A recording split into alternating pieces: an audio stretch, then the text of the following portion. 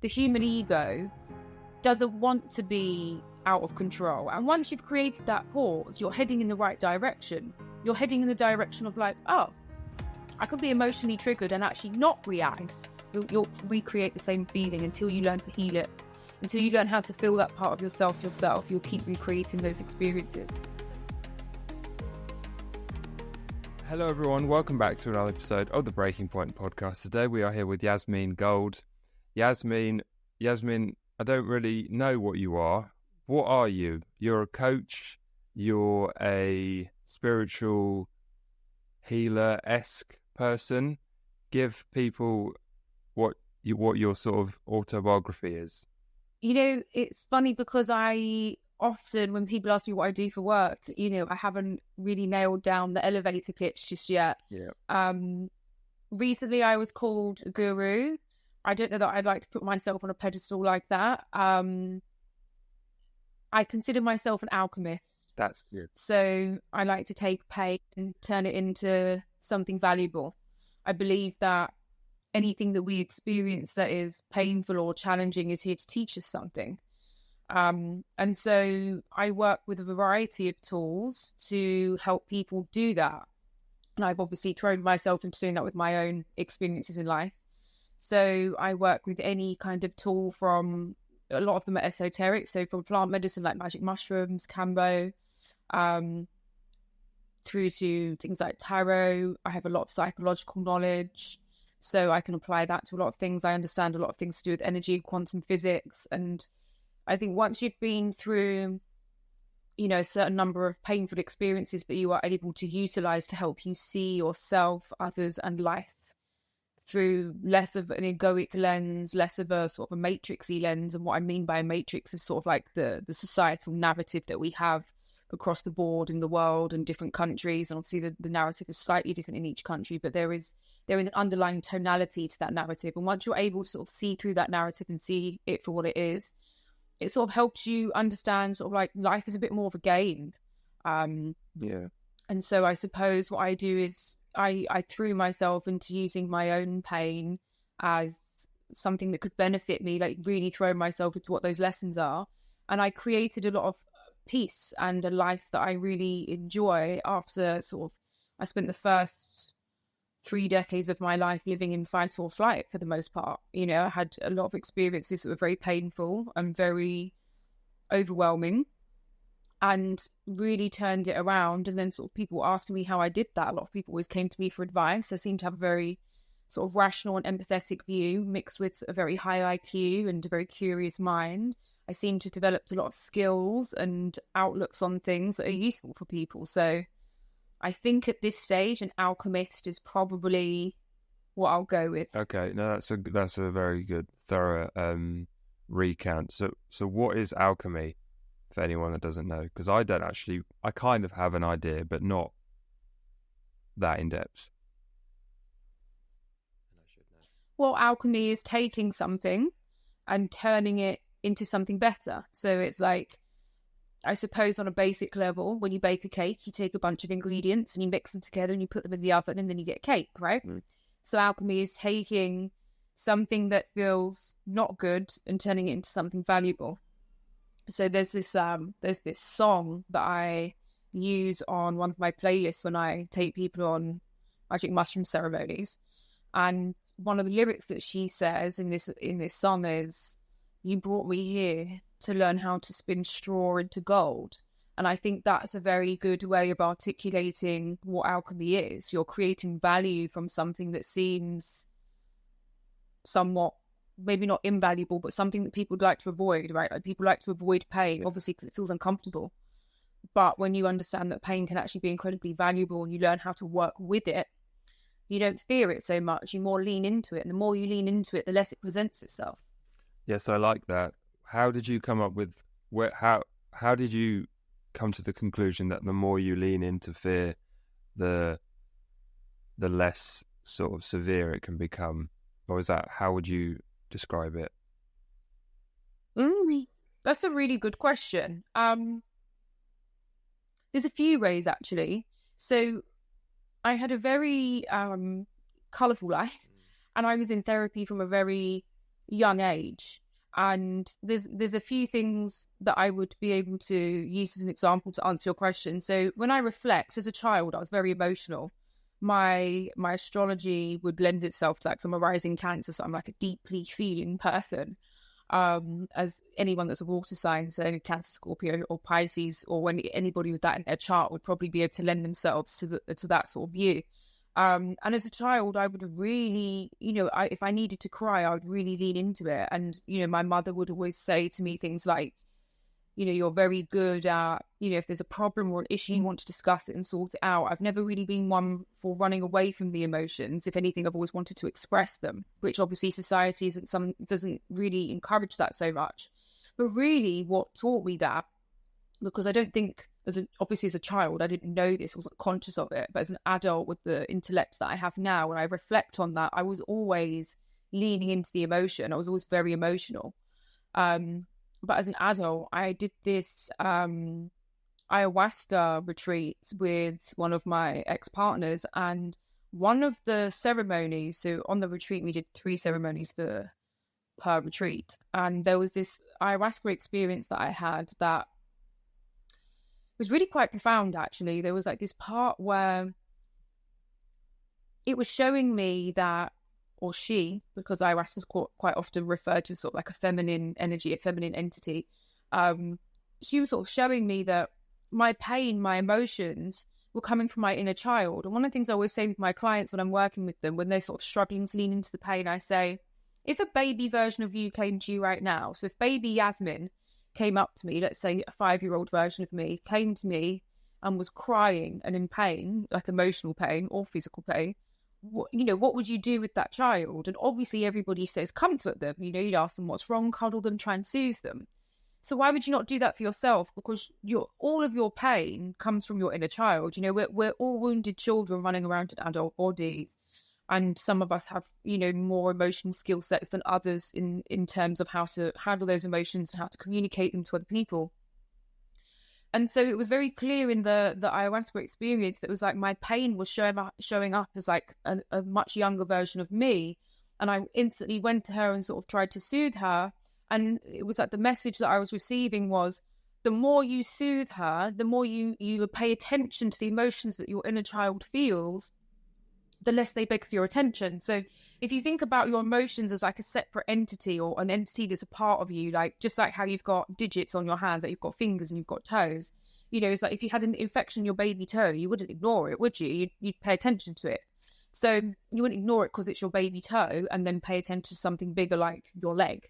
You would pay attention to all of you.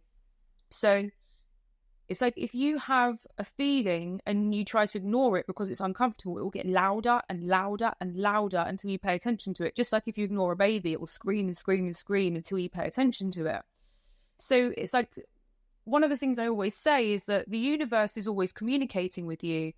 First she whispers to you what she wants you to do, then she speaks it to you, then she shouts it to you, and then she'll scream at you until you pay attention to what she wants you to pay attention to. And more often than not, that's your own feelings and your inner child. So the more I paid attention to soothing my inner child in this ayahuasca experience, the calmer I became. And it was like the only way I can really explain it, because ayahuasca is a bit like not a bit, like it is an out-of-body experience. It's very hard for the human ego to comprehend it until you experience it. But you feel like you've left your body. And I remember feeling like there was chaos going on around me, but I was always just so calm in it. And it was like me, myself, and I can soothe myself no matter what happens. And it's okay to feel uncomfortable emotions. It will pass. And the message that I got was, the more I pay attention to those emotions, the less it needs to scream for my attention. The more you ignore it, the louder it gets. The more you pay attention to it, the less it needs your attention. Does that make sense? Yeah, it does make sense. Yeah. And it's a somewhat, we could definitely talk more about a bit about sort of psychedelic experience and stuff like that, because it's something that I'm very interested in. But it reminds me of, there's an analogy that I love to use, where, did you ever at school do like do you know what an emotion is? Have you heard the like emotion? Yeah, but could you clarify? Yeah, so at school, my science teacher had a bottle of water and a bottle of oil, and and if you shake a bottle of oil and water up, you get like this sort of strange mixture with little bubbles of oil in the water. And then what happens is if you leave it still, the oil separates out to the top and the water stays at the bottom. And I always feel like that's kind of like the human psyche. We continually, especially in the modern society, we spend all our time, we're continuously sort of metaphorically shaking ourselves up or desiring stimulus. Whereas if we were able to, but people don't want to let the oil and the water separate, so to speak, because then you can see what it is that's bothering you and where it is you need to look. And that can obviously be that's probably quite a painful experience. So maybe, that experience you had, sort of the capacity to exit out of your body and see, I don't know, I had someone else in the podcast who was speaking about their inner child. And as you said, it's probably something that's quite complicated to understand unless you actually experienced it. But was it kind of like you entered a spectator view of who you were and the different layers of who you were, or how did it feel, the experience? It's quite hard to answer that, because sometimes it's like you're watching a movie and sometimes it's like you're in the movie. Mm-hmm. And, there's like chapters to the experience. Like I could tell you about all sorts of visualizations that I had. There was visualizations of sort of like seeing other beings, meeting aliens, understanding more about our planet and universe. There were also experiences of like making love to myself, which is obviously sort of like an analogy for self-love and self-acceptance. And then there was a part where, I like watched my mother give birth to me, and then I became her and I was holding myself as a baby. Then there was times where I sort of like reconnected with my grandparents that have like passed on. There's so many elements and chapters, and I've sat with ayahuasca 9 times, and each time is very different. And sometimes people will sit with the medicine and they don't have any visualizations. There are a lot of common experiences, but everything that everyone experiences is different. But it's kind of like quite a beautiful and artistic way to give you a deeper look into yourself. It's like looking at a kaleidoscope of yourself. And so, until you really do it, I always think it sounds like mumbo jumbo. And then whenever I try and sort of soothe my clients, because you're right, it is something that's scary, because the human ego doesn't want to be out of control. Our human ego wants to be in control. I've sat probably, somewhere between 100 and 130 plant medicine ceremonies in total. And even now, if I sit one by myself, and by the way, I would not recommend anybody else to do that, but I'm a facilitator and advanced enough to be able to sit by myself. Even then, it's sort of like my ego will be like, oh, did I blow out the candle? Oh, did I lock the door? Oh, did I turn that off? Because my ego still doesn't want to be dismantled. It doesn't want to be removed, because our ego is the part of us that, keeps us safe. But unfortunately, because the ego is part of the subconscious mind, and the subconscious mind makes up 95% of our brain, it's wired to keep you safe. But those blueprints that are sort of imprinted into your subconscious mind are imprinted usually in the first sort of like from conception to 7 years old. So the blueprints that kept you safe when you were a child and a teenager are not the blueprints that are going to work for you in your 20s, your 30s, your 40s, your 50s, your 60s. So if as a child you were brought up in, say, an abusive household, and you learn to keep yourself safe by, say, minimizing yourself, not saying what you feel, not saying what you think, being silent, trying to keep out of the way, if you continue that blueprint as an adult, you will find yourself in abusive and toxic relationships, because you don't express how you feel, you can't set boundaries, you constantly minimize yourself. So if the other person has a problem and you can't discuss it and you can't say how you feel, then it's a breeding ground for toxic behavior and abusive behavior. So it's about what happens with plant medicine is that it gives you this opportunity to almost like look at yourself separately. So it's almost like you're able to have your higher self interact with your ego.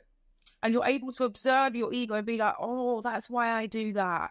And I need to just get over the fact that that person did that. I often find that our emotional triggers, and for those people that don't understand the word trigger, because I think it gets chucked around a lot, emotional triggers are having your nervous system dysregulated. So anytime you feel an extreme emotion, your nervous system has been triggered, right? But quite often we focus on that being, I don't like to say a negative emotion. I don't believe in negative emotions. I believe that every emotion serves a purpose and has a huge amount of value in it. But let's say the uncomfortable emotions, the emotions that perhaps we don't like to lean into feeling too much. Every time our nervous system is emotionally triggered to feeling, say, sad or depressed or angry or resentful, it becomes very challenging to lean into those things. So when you're taking plant medicine, what tends to happen is it almost like dissolves the triggers. You know, I've had it before where I'm feeling emotionally triggered about something, maybe to do with my childhood or my family, and I will feel the call to sit with the medicine, and I'll sit with the medicine, and the medicine's almost like, look at all this love and this beauty in the world that you could be enjoying. You don't need to worry about that. That's been and gone. Let it go. Like, you already understand it psychologically. You don't need to keep focusing on it. And it sort of like almost dissolves it. And you come out of the experience feeling incredibly peaceful and full of love. Yes, it doesn't take away what happened, but it teaches you and shows you that there was value in that experience. And your parents were doing the best that they could with the ability that they had. And for whatever reason, that was meant for you. That was a part of your karma, and you chose your parents. And I'm saying that as someone that had, you know, a somewhat challenging childhood. So I don't, it's not that we don't hold people accountable for these things, but it's about seeing the value in the experiences that you have, because no matter how bad the experience is, there are always multiple silver linings. But it's about, I you know, being an alchemist is about being a professional silver line picker outerer. You know, it's like, no matter what happens, I will always dedicate myself to finding silver linings. That doesn't mean it doesn't hurt. That doesn't mean that, you know, that person's in the right for what they did. But it's about understanding that there is only experience and how you choose to see it. You know, it's like in some cultures, some things are seen as correct. And in other cultures, that very same thing is seen as incorrect. And so it's like, what is right or wrong? You know, is the sky really blue? Sometimes it's pink. Sometimes it's orange. If you're colorblind, what color is it? You know, what is reality? And when you sit with plant medicine, it, you know, it really expands your mind and your consciousness and your ability to question things. And I think that the more curious a mind, the happier you'll be, because, you know, when you take things as absolute, like, you know, the government say this, so you should do that, or science says this is factual. Well, you know, once upon a time, they said we couldn't fly planes, and they said it was impossible. Now we fly over 100,000 planes around the globe daily.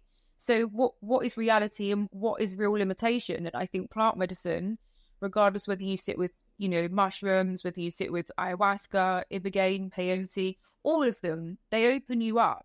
They open up your consciousness, because what happens is you've got a third eye, which is your pineal gland. And in the Western world, they will teach you that your pineal gland starts to die at the age of 7, which isn't technically true. What happens is that we are fed so much terrible food and alcohol and drugs and, you know, the stuff in the water, and, you know, the list goes on, you know, the stuff in the deodorants and the fake tans and the toothpaste, and all of these things are approved by, you know, governing bodies and whatnot. And it's like all of those things, they build up toxins in the body, and they build up layers of dirt on your third eye. And so the analogy that I always give is like, imagine if you're going for a drive on a road and you've got some sunglasses on and your windscreen's dirty. You're going to hit some potholes, right? It's going to be a bumpy ride. You might even do some dangerous things or hurt some other people because you can't see clearly. But doing plant medicine is like washing the windscreen a little bit, taking the sunglasses off. You're able to see things more clearly. So it's like once you start sitting with plant medicine, sometimes I can now see, it's like when somebody's saying, let's say I say or do something, very sincere, pure intent, and someone's easily triggered by it. You know how sometimes you just be having a normal conversation, you can tell that something you've said is, you know, it's triggered someone. Yeah. And it's like, I can kind of see why they're triggered. I might not know exactly why or what led them there, but I can see that they're maybe frustrated, or I can feel it, or I can see their aggression or their frustration, or they're bothered by what I've said.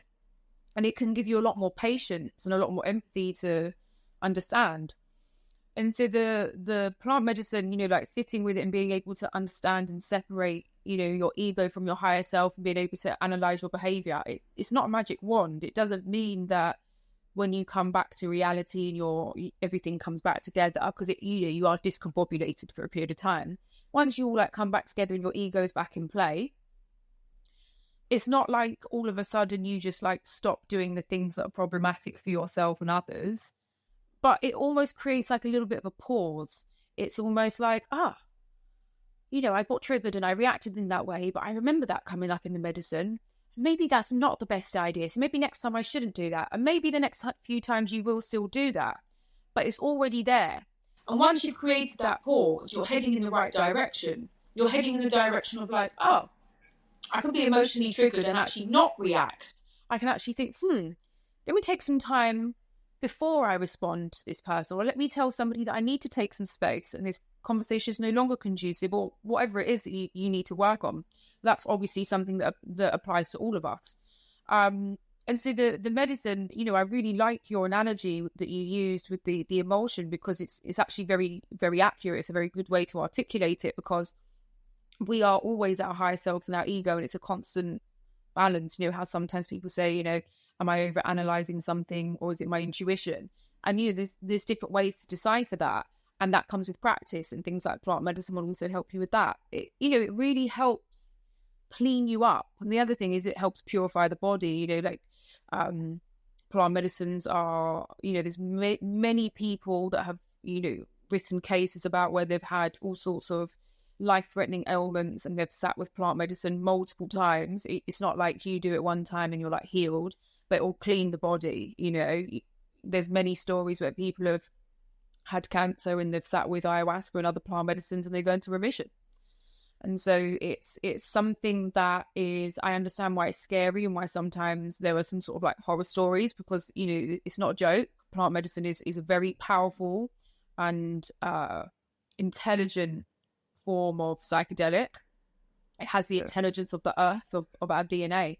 And so you do need to sit in an environment where you're being facilitated by someone that really knows what they're doing. And also, if you can find someone that can help you integrate the lessons. I think one of the issues is that there's a lack of psychologists, psychiatrists, therapists, and people like myself that can actually help you integrate the teachings of plant medicine, because it doesn't always meet very well with Western opinions.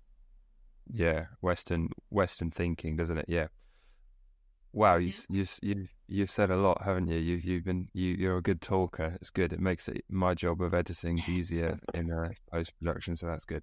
You said a couple of things I want to talk about. I love the idea of the gap between a stimulus and a possible reaction. That's something that I've been trying to implement more and more as I get older, which is this sense of awareness and, as I said earlier, spectatorship over my internal reactions and sort of visceral responses to how I'm feeling, or when something happens, as you said, these sort of emotionally triggering events, which we all go through, obviously. And I love the sort of notion of harnessing our ability to sit back, wait, and appropriately respond. And it's obviously something that you have to cultivate over time, because there's definitely a place for instantaneous sort of what's the word, when you're kind of impulsivity, but spontaneity. Integrating that into who we are is really vital, but so is also integrating an ability to recollect and to sit calmly and respond to these emotions that they come up, rather than instantaneously grab them with both hands and follow the path that they're trying to take us down. So I love talking about the idea of gods as far better articulations of emotions than we currently have, which is little things going off in our brain. The idea that you're gripped by the god of wrath or the god of lust or the god of whatever is a far better way of looking at it than we currently conceptualize it. And it is just about, I'm going to use the gap, or, that sort of, that hiatus where you think, okay, I'm feeling this. Maybe I'm feeling this for X and Y reasons, but this is, if I respond immediately, and we all know this, obviously, we all know that think before you act. It's become a sort of a cliche part of our parlance, but there is such great truth in it, and it's something that if you work on honing it and cultivating it, I think you will eventually improve your life, even if it is, like many things, a painful and arduous journey, especially in the beginning. So I like that idea of the gap. What was the other thing that you said that I liked? There was lots of it, but I've forgotten. I need to start writing things down, but I don't want to seem rude. But yes, the gap is good. No. One of the things that I like one of the things that I like about Dead was thinking about your thoughts as like gods. I've not heard that before, and I quite like that. One of the things that I say to my clients when I'm working with them is, when you think your thoughts, is that you? And most of the time they say yes, and I say, and when you think them, like, you hear them, right? Like you either hear them or you see them, or like it arrives differently for different people. And they'll say yes. I'm like, so if you're thinking them, who's listening? And if you're listening, who's thinking them? Like, are they yours or are they like visitors? Because you don't believe every thought that you think. Sometimes I have thoughts about people that are like really like sudden and spontaneous, that are like not very nice. And I think, oh, that's not very nice. I don't actually believe it though. I don't actually think that about people. It's just sort of like something that just comes to me, and I just think, oh, and I think that's not something that I embody. It's not something that I keep. But I think it's not truthful or authentic to pretend that none of us have like darker thoughts or painful thoughts or mean thoughts about other people. It's normal. I think we have to become a lot more realistic and honest about what it is to be a human. Like, we live in a society where men are deemed weak for crying. Well, it's just absolute nonsense, and it's just like complete lack of education, because we're humans and we're made up of 70% water, as is our brain. And so, going back to being emotionally triggered, if your nervous system is dysregulated in any capacity, whether you're angry, whether you're upset, whether you're sad, whether you're frustrated, if your nervous system is dysregulated, it needs to rebalance itself. And the way it rebalances itself is it releases water. You know how sometimes you're angry, you can sweat? It's the same as crying. Just like if you're frustrated, you can be so frustrated you cry. It's the same thing. So it's like, we have so many like narratives in society like that are actually just completely incorrect, not based on anything of any type of knowledge, and it's traumatizing and problematic, and causes so many problems in society that people live by this idea of like, you're weak if you cry as a man. No, you're not. The more embodied you are with your emotions, the stronger you are as an individual. Anytime you meet someone that doesn't allow themselves to cry, they're in so much more pain. And if you don't deal with your pain, you automatically pass it on to your children. There's no way around that. If you don't deal with your trauma and your pain, your children will take it on. If you're someone that can't cry or you can't express your emotions, your children will be expressing it for you at some point in their life. And people that don't cry, they leave the trauma trapped in the body, which leads to disease. So, because, if you think about language, like, language is here to give us a lot of clues. Like, if you think about the word disease, dis-ease, a body that is not at ease. I promise you, the people that cry and release their emotions are more at ease, and disease can only exist in a certain frequency.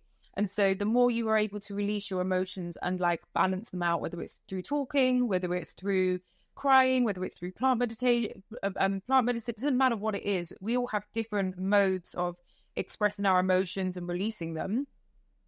But the more you bottle it up and keep it inside, which I think is a real shame, because a lot of men don't have that. There's a lack of outlets for men in general in most societies. So, it leads to a lot of, problems. The only real acceptable emotion for men in society is anger, but anger is a primary and a secondary emotion, which basically means that anger is what you see on the surface, but anger is layers and layers and layers and layers of sadness. And that's why, how sometimes people be so angry that they sort of like cry. and it sort of like bubbles up, and they look like they're like vibrating with it almost, you know. And so when you need to cry, one of the worst things you can do for yourself is stop yourself crying, because your body needs to release. So allow it, because there's something that needs to come out. It's the same, like, like if you needed to be sick, if you ate something and it turned into food poison, you wouldn't stop yourself throwing up, would you? The poison needs to come out of the body. Same like when you've got an infection, you wouldn't stop the infection coming out. It's the same when you've got an emotion that's, disrupting your nervous system. It needs to leave the body. It's so strange to me how we have these narratives and no one really questions them. And this is what I mean about having a curious mind. The more curious the mind, usually the more open-minded they are and the less judgmental. Because one of the things I liked about what you were saying was, like how do we express these emotions and how do we have a pause? Well, quite often we become reactive to something because we feel that someone's either disrespected us or upset us, or they don't care about us, or they don't love us. And understandable. But when you really do the work and you sort of lean into psychology and you really do the work on yourself and your own emotions, more often than not, what you realise is that most people, their behaviour is about them and how they feel, as is your own. So when you're able to notice that, hold on a minute, that person is behaving from a place of how they feel, quite often about themselves or the world. So, for example, if I walk down the street and someone screams at me like, "You fat, ugly woman," because I don't feel fat or ugly and I'm quite content with myself, I'll probably make the assumption that they're either having mental health issues, maybe they're having a bad day, I don't know, but I wouldn't take it too personally and it certainly wouldn't ruin my day. However, if I already am rooted with some sort of insecurity about my appearance, it could disrupt me for the day. Even though that person's behaviour has got nothing to do with me, they're a stranger. That has absolutely nothing to do with me whatsoever. It's really how they feel about the world, because someone that's offering such strong criticism to somebody in such an aggressive, unprovoked way, it's the poison within them that needs to come out. It's their shadow that needs to be expressed and come out. It's understandable. But alchemy is when someone gives me that triggered emotion, when somebody gives me that pain that they're feeling, I don't have to react to that. That's what alchemy is. That's me being able to go about my day and not be triggered by that, not be upset by that. That means that energy came out of them and then dissipated. Whereas if that energy comes out of them, imagine it's like a hot potato and I throw it back to them and it's even hotter potato, and it's like that could then turn into a physical fight and we could both end up in prison, or one of us could die. But because I've chosen to be like, oh, that person's clearly not having a good time with life in some capacity, I hope they're okay. That's the alchemy. That's the pause. Does that make sense? One of the things that I think is interesting about anger, because people often, or maybe they don't often say, but it's accepted in certain areas and at sort of fields that anger is an easier emotion to process than sadness. And I think on that scale, anger sits above sadness. And the thing about anger is I think anger, as you kind of just said, I think anger, you can obviously be angry with yourself, but I think anger is primarily an emotion that is placed outwards, externalized onto either someone else or something else, or as a concept else, whereas sadness is primarily an emotion that is internalized, and therefore it's harder to sit with and feel. And therefore, because quite often, as you said, people get angry rather than getting sad, and I think it's because it's easier to externalize.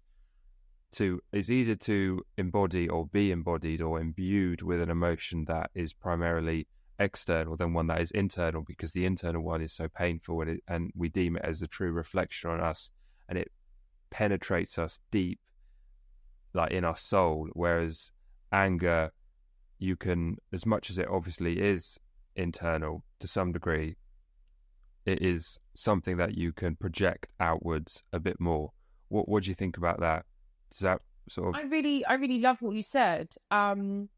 Firstly, not to really correct you, but kind of. The soul doesn't feed an emotion. The human ego feels emotion, and the emotions are our compass to let us know what we're supposed to do more of. The soul is just eternal divinity. It's like unconditional love in a way, but that's a deeper topic. But I understand what you mean in the concept of like the sadness that we feel in our soul. Like you talk about the depth, you feel the depth of the emotion. Yeah. And so One of the things that I think is really important to notice about or observe about sadness and anger is, like when people go through a breakup, quite often we experience that deep sadness first, right? And like you say, on that frequency scale, sadness is lower, and then anger is a higher frequency. Now, if you listen to, real law of attraction experts like Abraham Hicks, they'll always encourage you to get to a higher frequency. So if you're feeling shame and you can go from shame to apathy, then encourage that. Apathy might not be happiness. It's not an ideal place to manifest from and to express the law of attraction. But if you can get from shame to apathy, that's great. If you can get from sadness to anger, that's also good because it's a higher frequency. And so when people go through the sadness in the breakup, the next stage is often then anger, isn't it? It's like, well, then they did this and then they did that. Maybe it's better, or anger with yourself that you put up with certain things. And so you go from sadness to anger. So you naturally, as a human, like climb that frequency scale. And the other thing to notice about anger is that it is quite often the part of ourselves that is protective of ourselves, which is a good thing. We should all have a part of ourselves that's protective of us. It's like if someone disrespects you or is rude to you or is abusive to you or hurts you physically, it's natural to be angry because there's a part of you that wants to protect yourself. It's like, how dare you treat me in such a way? But then the anger, if you use it to advantage, if we want to talk about alchemy, you have to look at the part where you have to take responsibility for yourself. So, for example, if you're in an abusive relationship or you're remaining in a job where your boss is regularly disrespectful to you, why are you allowing yourself to stay in that situation? That's where the anger for self comes in. Because I like what you said about anger is quite often expressed outward and sadness is often expressed internally. You're correct. But really and truly, like when we're angry with others, we're angry with ourselves. But a lot of people conduct themselves like in their relationships with all sorts of people, whether it be, personal relationships like family or friends or lovers, spouses. And at work, it's like, I'm angry because of something you did, so you need to change. That's not how it works. If you really want to lean into improving your life and your relationships in every area of your life, you need to take full responsibility for your feelings. Sometimes someone can do something that is not wrong at all. It's perfectly normal, maybe not with bad intent. And it can make somebody angry because they have an insecure attachment style and unhealed wounds within themselves. And then they expect somebody to change their behavior to accommodate how they feel. That's not reasonable. If you feel a certain way, it's about learning where that emotion comes from and learning to handle it. That doesn't mean that you never have to set a boundary with somebody and that you just tolerate people's behavior. And this is where really doing the work comes in and understanding your emotions, understanding where they come from, taking responsibility for your part, and then assessing the situation and be like, okay, where do I need to set a boundary with somebody? So I would say now I'm at a stage where if I'm emotionally triggered, if I'm angry with somebody, before I even consider talking about it with the person that's delivered the trigger, they're the messenger is kind of how I look at them. I will sit with it for quite a long time. I might even speak to one of my therapists about it. I'll analyze it before I even come to them. So I might not ever tell them that they've delivered this trigger because really it's none of their business. This is about my relationship with me. Because again, if you look into like the matrix and the law of attraction, anyone that can teach you about these things will always tell you there is only you. Everything that you experience is the universe communicating with you. So every time I have an argument with somebody, every time I have a problem, this is the universe trying to get my attention and using that person or that experience as a vehicle to get me to look inward. Because the human experience is, we have thousands of them. This physical human avatar that I have is a physical body for me to have the human experience so that my soul can evolve, so that you can purify and evolve and become, a better version in each lifetime.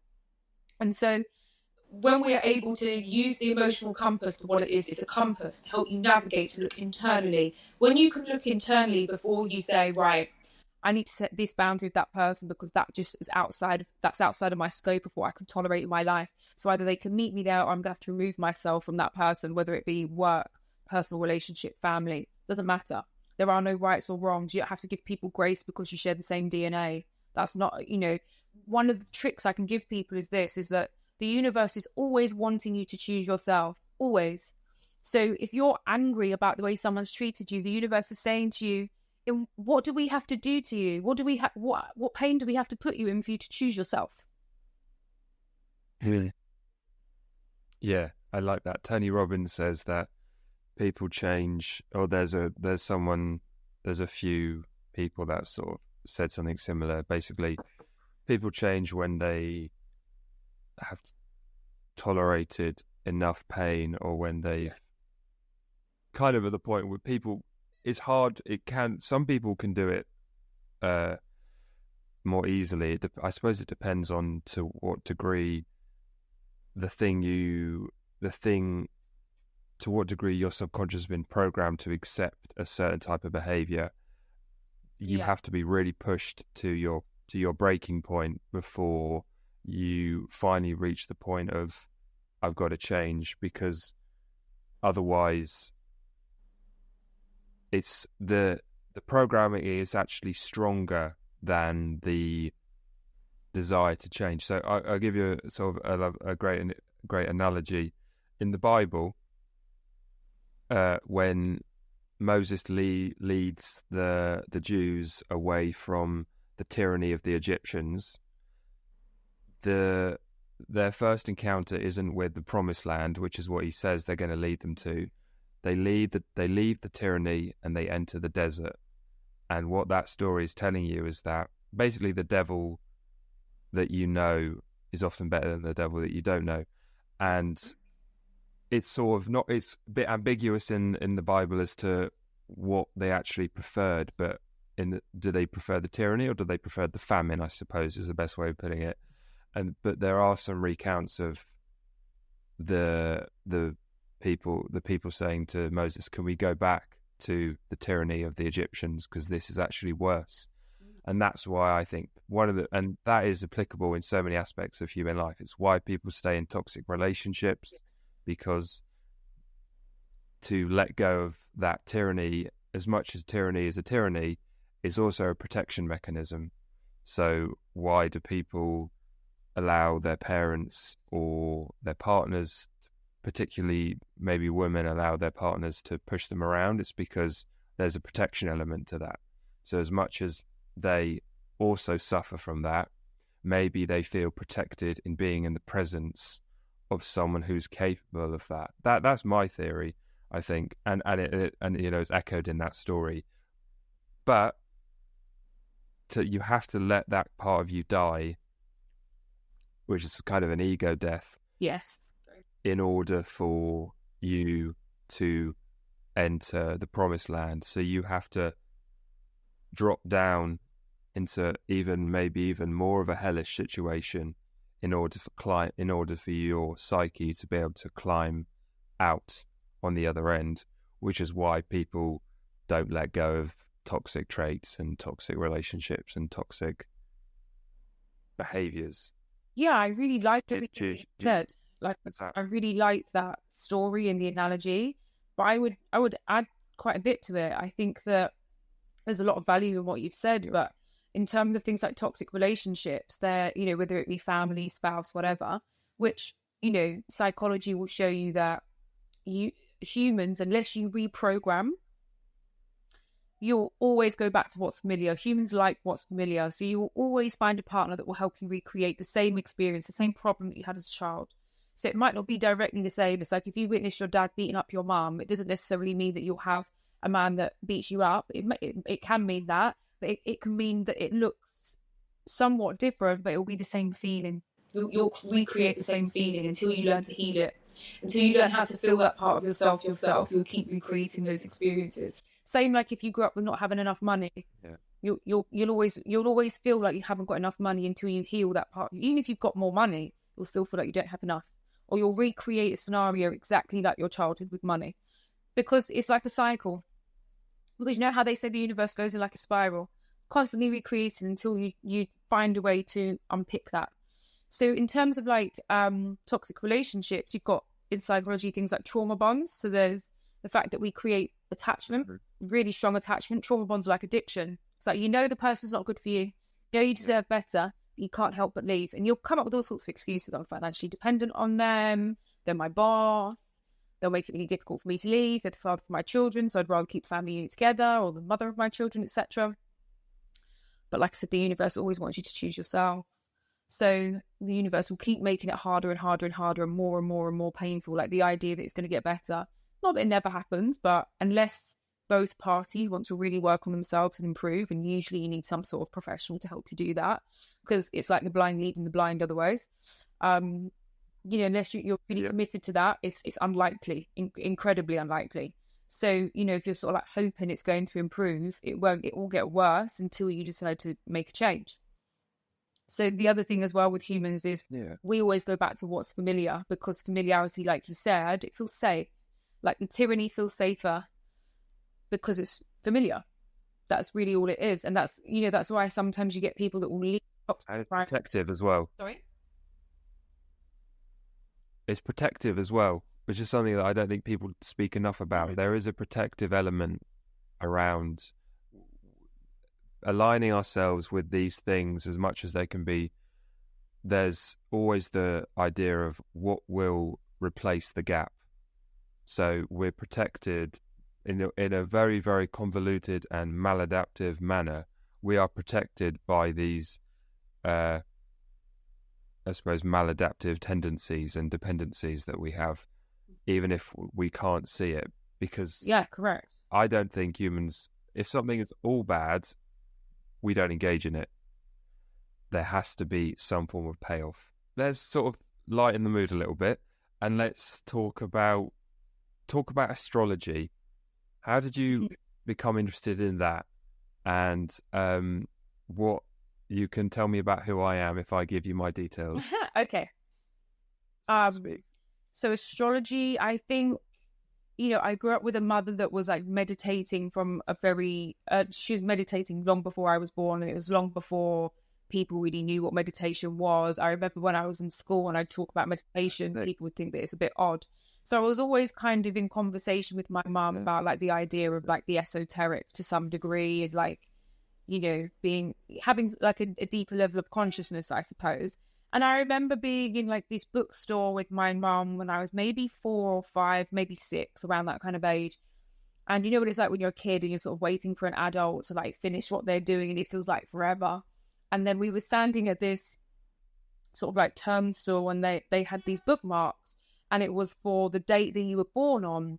And I'm born on the 12th of May, and my mum picked up this bookmark for being born on the 12th. And when I read what it said about being born on the 12th, it was really accurate.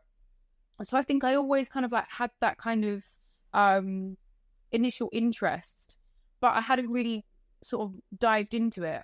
And then as I got a little bit older, I read a few things about being a Taurus, and it was always quite accurate. And then it was around the age of 29, I started getting a little bit more into tarot. I'd had the odd tarot reading here and there, but I mean, literally not even, one a year. And I sort of noticed that they were always like relatively accurate, and didn't really understand how it worked, but thought it was really cool. And was just like, what it's like when you meet a stranger and they can tell you things about yourself. It's like, wow, And so then as I went into the tarot, because there's so many mirrors between the tarot and astrology, they sort of go hand in hand. And I just started to read and learn so much more about both. And for me personally, I resonate with my astrology so much. And it's so funny because I always say to people that quite often when people don't believe in something, it's because they what's the saying that I say? It's like people often know enough to believe that they know the truth, but they often don't know enough to know that they are incorrect. Because lots of people will say, well, all the Aquariuses can't all be the same. Of course they're not. All the Libras can't all be the same. Of course they're not. And not everybody resonates with their sun sign.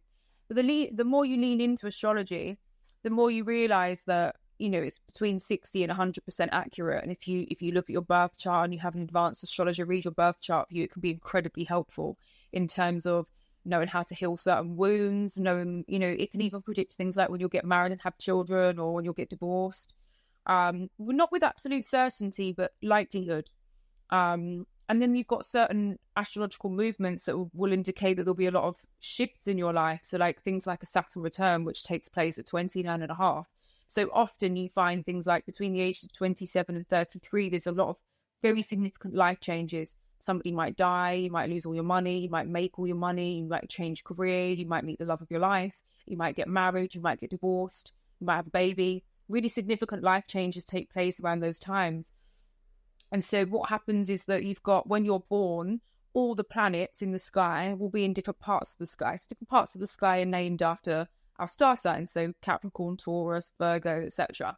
So when you're born, for example, the moon could be in Sagittarius and Venus could be in Aries. And that would be, you're going to live a very different life and have different experiences to somebody that has a moon in Cancer and their Venus in Gemini. And you're going to be attracted to different things and you're going to behave differently. And then there's the nurture argument, right? It's like how you're raised will have an effect on that. I often find as well that when I look at families, quite often the star signs are very compatible. You know, so for example, my mum's an Aries and I'm a Taurus. Aries and Taurus are quite often good friends because Aries is next to Taurus in the zodiac. And you're quite often very friendly with signs either side of you. So you're a Libra, right? Yeah, so naturally you'd find it quite easy to be quite friendly with Scorpios because they're on the other side of Libra. And then on the other side of Libra, it would be Virgo. So Virgos and Scorpios, you might find you attract quite a few of those in your life and have a lot of friends that are Virgos and Scorpios. You know, for me, I have a lot of friends that are Gemini and a lot of friends that are Aries. And obviously my mum is. My mum's had 2 earth sign children. So my mum's quite fiery. You know, earth signs find it quite easy to handle fire signs because we're very stable and very strong. Whereas, let's say a fire sign with a water sign, will fire and water make steam, right? So they might get along, they might not. It depends what else is in the chart. So it just depends, you know, on where all your planets are placed. And then you've got things like trines and oppositions and squares. Is Libra a water Libra's sign? An air sign. So Libra is ruled by... So this is the other thing, right? Your sign is ruled by a certain planet, right? So I'm a Taurus, you're a Libra. We're both ruled by Venus. Venus is the planet of love, and Venus rules all the things that are enjoyable in the 3D world, in human form. It rules love, romance, money, luxury, enjoyment, pleasure. So people that are Libras and Tauruses enjoy those things a lot. So you quite often will find that like Libras are very much like into their appearance and they love to look good and they love to like really enjoy certain things. Like Libras and Tauruses really enjoy eating food because it's like a pleasure, and quite often like we like very sensual kind of sex rather than say a different version of sex. Again, it will depend on what your Venus sign is, right? Like my Venus is an Aries, which is quite fiery, and so what's interesting is my Venus is in Aries, but Aries is a Mars ruled sign, and Venus and Mars are a couple, just like the sun and the moon are a couple. There's so many layers to astrology. It's so beautiful, you know. It's like no matter how much I learn, I can never learn enough. I'm going to ask you the final question because you need to go. I want you to have a bit more time to get ready and stuff. So it's called the Breaking Point podcast because I'm interested in people's breaking points or moments where they thought, I need to make, you've quite possibly already spoken about one, but is there one moment where you reached a proper sort of, I need to make a change, or I've been conceiving the world incorrectly, and then how did that change? What change did you make, and which one pick a scenario that maybe it had the best possible impact going forward that you can sort of retrospectively look at and go, that was an awful moment, but actually it gave birth to a better version of me or a better... I love what you said, like it gave birth to a better version of me. I love that. I always talk about rebirth a lot. We talk about it a lot in tarot because Scorpio is the sign of death and rebirth, which is like the infinity symbol, right? Number 8. Anyway, so Scorpio rules the 8th house. So what's really interesting for me is that I wouldn't say there's one. I would say there's like a few significant ones. I had a few. No. I would say every relationship that I've had, a lot of them were very toxic. They all gave me a rebirth. They all gave me very, very significant rebirths. I was also homeless at 16 and at 21. Very significant rebirths. Yeah. The main one, I would say the one that really, really tops all of it would probably be having cancer. I had cancer at 29. I had skin cancer, melanoma in the back of my right calf. And it starts to grow during a toxic relationship. And if we really break it down and we really think about it, you know, what is your skin? It's a protective barrier, right? Like it's your largest organ that holds everything else together. It holds your skeleton, your nervous system, your blood, your flesh, your organs all together. And because I grew up in quite an abusive environment, So I never really learned how to protect myself because I was always the sacrifice. How I felt, what I thought, it was always sacrificed. So I didn't know how to really put myself first. So I was kind of taught that if somebody is making an effort in a relationship, even if it's just 5%, you kind of work at it, which isn't always a good idea. And so I was staying in these really abusive relationships, and abuse in different ways, but I was sacrificing myself. So I wasn't protecting myself. So my protective layer got sick because whatever's going on in the psyche is going to physically perform in the body, right? Sorry, physically manifest in the body. So my protective layer was unwell. I had a disease in my protective layer because my body was not at ease, because I'd allowed myself to be in situations that were obviously terrible for me. I was sacrificing myself all the time. And I didn't understand that at the time, obviously. And I think that I suffered a lot. And I believe that suffering's a choice. And, God forbid, I don't think that could happen to me now, because I don't have that frequency. Like, I don't have a frequency now that would allow disease in my body or in my life like that. But I think that I allowed myself to suffer and really wallow in it, which at the time was probably the right thing for me to do. Because when I came out the other side of it, in retrospect, when I look back on it, I'm so grateful for that experience. Like, don't get me wrong, at the time I wouldn't have said that. I would have complained and felt sorry for myself, 100%. And I would have felt like I'm a real victim, like I'm hard done by. And at the time, fair enough. But now I feel like that experience gave me such a wealth of knowledge and such a deeper understanding about my physical health, my body, the relationship with my mind and my body, my relationship with how I respect my body, take care of my body. And then on a much deeper level, the thoughts that I think. Where do I allow my mind to sit? And also things like appreciation. I noticed in England, a lot of people complain about the NHS. I think the NHS is fantastic. When you go to other countries and you see that other people have to remortgage their house, so they've got no money, they actually can't have the healthcare. Like, thank God I didn't have to think about the financial side. Thank God. So, it's like, I think it really puts a lot into perspective. And it was also like, I'm 29. Like, what if this is my last moment on earth? I've been very unhappy living in England for a long time. Like, I didn't really know where I wanted to go. And I'm not complaining about England. It's great for some people, but we all have different preferences in life. And I'd lived a difficult life, like many people. I had a painful life. Like, everybody has pain. And I think after cancer, I was just like, well, I came close to death. And for a long time, I didn't know if the cancer had spread or what was going to happen. And I would never do something like chemotherapy or radiotherapy because I think it's terrible for you and creates more problems in the body. But it's, it really put into perspective for me, like, life is short and you never know when you're going to go. And there's no guarantee. I was 29 and seemingly healthy. When the doctor said to me, I think you could have skin cancer, melanoma, I was like, sorry, what did you just say? I'm 29. And it's like, there's no guarantees. There's no guarantees. And so you really do have to sort of like live in the moment. And don't get me wrong, I get caught up running errands and do it like living life every day like everybody else. And sometimes I'll be venting about something that is really not that important. But I regularly try to revisit the idea that every time I see somebody and every day that I have, it could be, the last time I ever see them. But maybe because something happens to me, maybe because something happens to them. There are no guarantees. And if you can greet everybody that you come into contact with as if it's the first or the last time you're going to see them, and you express how much you love them, regardless of, what other stuff is going on in the relationship, you're going to live a much more happy and a much more fulfilled life. And it really made me think, like, where do I want to live? I wasn't sure where I wanted to live, but I definitely got on a plane and traveled the world, regardless of the fact that it was in the pandemic, because I started to walk for a few weeks, and then literally a few weeks later COVID hit.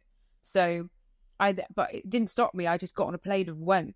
And I didn't have any money at the time either. Like, I'd lost all my money. Like, during the cancer part, there were a lot of other things that were going on as well. I'd had a huge issue with my mother and we didn't speak for 8 weeks.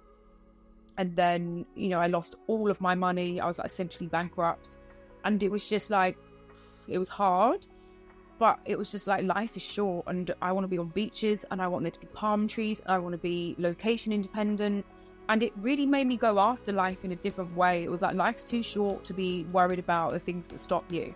So it really had a very profound effect in the way I approached life in all ways. I'm sure you can tell from what I just said.